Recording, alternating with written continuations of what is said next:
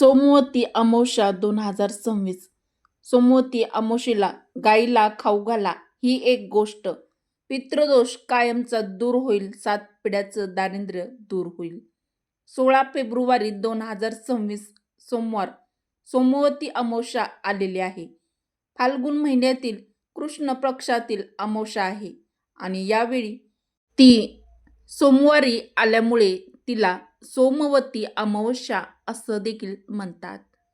मित्रांनो, ही तिथी पितृकार्य आणि पितृदोष शांतीसाठी म्हणजेच पितृदोष दूर करण्यासाठी अत्यंत प्रभावी मानली जाते. या दिवशी केलेली छोटेसे उपाय आणि काही सेवा हे देखील आपल्याला दुपटीने फळ देत असतात. नमस्कार मित्रांनो, श्री स्वामी समर्थ. हर हर महादेव. जय माता लक्ष्मी.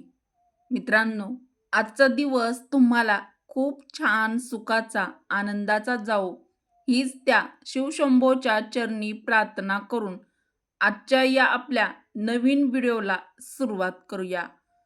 मित्रांनो, व्हिडिओमध्ये पुढे जाण्याआधी व्हिडिओला तुम्ही आणखीन पण सबस्क्राईब केलं नसेल तर सबस्क्राईब देखील जरूर करा. व्हिडिओला एक लाईक अवश्य करा व आपल्या चॅनलला सबस्क्राईब जरूर करा. तर मित्रांनो, आपल्या हिंदू धर्मामध्ये सोमवती अमावस्येला अनन्यसाधारण महत्त्व प्राप्त आहे. मित्रांनो, सोमवती अमावस्येच्या दिवशी एक छोटासा उपाय आवर्जून नक्की करा. तर हा प्रभावी उपाय तुमच्या घराचं नशीब बदलू शकतो. जर मी सांगितलं की अमावस्येच्या दिवशी गाईला फक्त ही एक साधी गोष्ट खाऊ घातली तर मित्रांनो, तुमचं 7 पिढ्याचं दारिद्र्य दूर होऊ शकतं, पितृदोष नष्ट होऊ शकतो. तर तुम्ही विश्वास ठेवाल का? ही गोष्ट सामान्य नाही. ही आपली परंपरा आहे, ही पितृकृपेचा मार्ग आहे आणि हा अनुभव आहे. मित्रांनो, आजचा हा व्हिडिओ शेवटपर्यंत नक्की बघा, कारण यात तुमच्या घराचा टर्निंग पॉइंट लपलेला असू शकतो.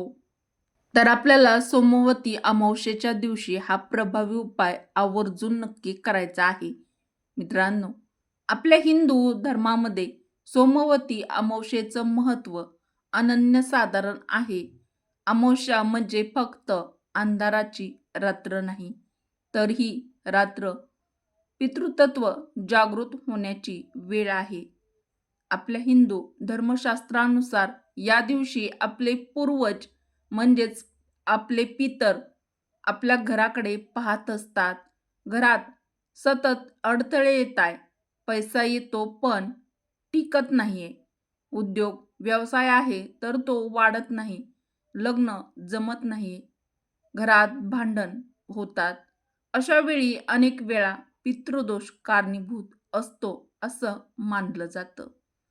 आणि म्हणूनच मित्रांनो, सोमवती अमावस्येच्या दिवशी केलेली ही सेवा आणि हा प्रभावी उपाय आपल्याला 1000 पटीने फळ देत असतो. मित्रांनो, आपल्या हिंदू धर्मामध्ये गाईला अनन्यसाधारण महत्त्व प्राप्त आहे.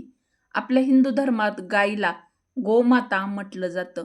शिवपुराणामध्ये सांगितलं आहे की गायीमध्ये 33 कोटी देवतांचा वास असतो. गायीची सेवा म्हणजे देवतांची सेवा आणि पितरांना संतुष्ट करण्याचा मार्ग आहे. सोमवती अमावस्येच्या दिवशी गायीला अन्न दिलं तर ते थेट आपल्या पितरांपर्यंत म्हणजेच आपल्या पूर्वजांपर्यंत पोहोचतं असं आपल्या हिंदू धर्मामध्ये मानलं जातं. तर मित्रांनो, व्हिडिओला एक लाईक अवश्य करा. मित्रांनो, सोमवती अमावस्येच्या दिवशी आपल्याला ब्रह्ममुहूर्तावरती सकाळी लवकर उठायचं आहे. अमावस्येच्या दिवशीच स्नानाला अत्यंत महत्त्वाचं स्थान आहे. मित्रांनो, अमावस्येच्या दिवशी स्नान करताना अंघोळीच्या पाण्यामध्ये आपल्याला ही एक वस्तू आवर्जून टाकायची आहे. तर अंघोळीच्या पाण्यामध्ये आपल्याला गाईचं गोमूत्र, मग गोमूत्र नसेल तर गाईचं कच्चं दूध 1 चमचा आणि काळे तीळ थोडेसे अंघोळीच्या पाण्यामध्ये टाकून तुम्हाला अंघोळ करून घ्यायचे आहे. मित्रांनो, स्नान करून स्वच्छ कपडे परिधान करा. नंतर आपल्याला देवघरामध्ये आपल्या देवांची देखील सेवा करायची आहे. देवघरामध्ये देवपूजा करून देवांना दिवा लावायचा आहे आणि पूर्वजांचं स्मरण करून त्यांना देखील नमस्कार करायचा आहे. मित्रांनो, आता हे सर्व झाल्यानंतर आता आपण आपल्या या प्रभावी उपायाकडे वळूया, जो आपल्याला अमावस्येच्या दिवशी करायचा आहे. मित्रांनो, आपल्या हिंदू धर्मामध्ये गाईला सर्वोच्च स्थान दिलं गेलेलं आहे. आपण गाईला माय असं म्हणून देखील संबोधतो. गायीमध्ये 33 कोटी देव वास करतात असे आपल्या हिंदू धर्मामध्ये मान्यता आहे. मित्रांनो, सोमवती अमावस्येच्या दिवशी काही प्रभावी उपाय केल्याने त्याचं फळ हे आपल्याला दुपटीने मिळत असतं. जर तुमच्या घरामध्ये प्रखर पितृदोष असेल तर सोमवती अमावस्येच्या दिवशी तुम्ही हा प्रभावी उपाय नक्की करायचा आहे. हा उपाय करण्यासाठी आपल्याला सर्वप्रथम गायीच्या जवळ जायचं आहे. तर गायीला आपल्याला सर्वप्रथम हळद कुंकू लावून घ्यायचं आहे. नंतर मित्रांनो, आपल्याला ही गुप्त गोष्ट गायीला सोमवती अमावस्येच्या दिवशी आपल्याला खाऊ घालायची आहे. तर मित्रांनो, आपल्याला सोमवती अमावस्येच्या दिवशी गायीला ही एक गोष्ट खाऊ घालायची आहे. तर ती गोष्ट आहे गूळ आणि कोरडी भाकरी किंवा मग तुम्ही गव्हाची पोळी देखील गायीला खाऊ घालू शकता. तर मित्रांनो, हे खाऊ घालत असताना त्यावर थोडेसे काळे तीळ हे आवर्जून शिंपडा आणि हे गोमातेला खाऊ घाला. मित्रांनो, गूळ म्हणजे गोडवा आणि सुख समृद्धीचं प्रतीक मानलं जातं.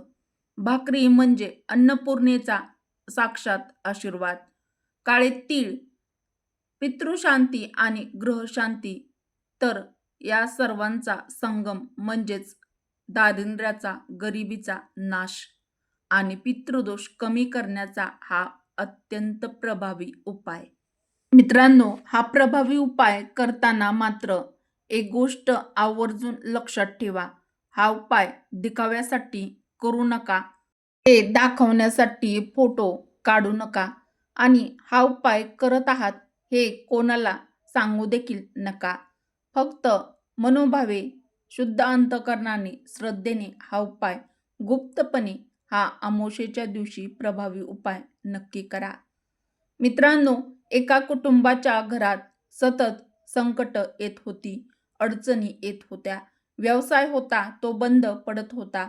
डॉक्टर रिपोर्ट नॉर्मल आहेत सांगत होते, पण मनशांती मिळत नव्हती. एका ज्येष्ठांनी सांगितलं, अमावस्येला गायीला काळे तीळ आणि गूळ खायला द्या. मित्रांनो, त्यानंतर त्यांनी श्रद्धेने हे सर्व केलं. हळूहळू घरातील वातावरण बदललं. कामं मार्गी लागू लागली. हा चमत्कार होता का? तर नव्हता. ही होती श्रद्धेची शक्ती. मित्रांनो, आता निर्णय तुम्ही घ्या. मित्रांनो, जर तुमच्या घरामध्ये पैशाची चणचण भासत आहे, पैशासंबंधी तुमच्या घरामध्ये खूप साऱ्या समस्या, अडचणी आहेत, घरामध्ये कर्ज वाढलेलं आहे, कर्जमुक्तीसाठी आणि आर्थिक अडचणीसाठी अतिरिक्त उपाय मी तुम्हाला सांगत आहे, जो तुम्हाला अमावस्येच्या दिवशीच नक्की करायचा आहे. जर घरात पैशाची कमतरता असेल तर त्यांनी सोमवती अमावस्येच्या दिवशी काळे तीळ एखाद्या गरजू व्यक्तीला दान करा. एखाद्या गरजू गरीब व्यक्तीला अन्नदान करा. ओम नमः शिवाय हा मंत्राचं 108 वेळा जप करा. पूर्वजांच्या फोटोसमोर दिवा लावा. पूर्वजांचं आपल्या पितरांचं स्मरण करा. मित्रांनो, अमावस्या ही घाबरण्याची रात्र नाही, ही सेवा करण्याची रात्र आहे. या दिवशी गायीची सेवा करा तर पितर प्रसन्न होतात, म्हणजेच आपले पूर्वज प्रसन्न होतात. असं मानलं जातं की घरात सकारात्मक ऊर्जा वाढते, दारिद्र्य कमी होतं.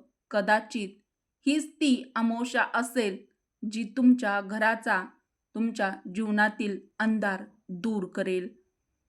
मित्रांनो, जर तुम्ही हा उपाय करणार असाल तर कमेंटमध्ये ओम नमः शिवाय किंवा हर हर महादेव श्री स्वामी समर्थ नक्की लिहा. व्हिडिओ उपयुक्त वाटला असेल तर व्हिडिओला एक लाईक अवश्य करा व मराठी रोहिणी किचन आपल्या चॅनलवरती जर तुम्ही नवीन असाल तर चॅनलला सबस्क्राईब देखील जरूर करा.